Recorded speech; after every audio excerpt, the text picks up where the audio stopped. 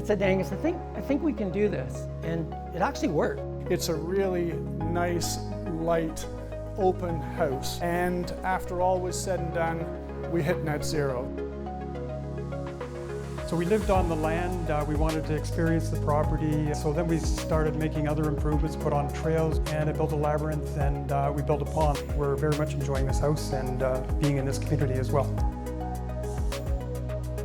Early collaboration with everybody involved really helps create a smooth project. Our clients recently requested a hard copy set of the drawings just to keep on site so any future owners could understand the importance of how the building's constructed and what we achieved together.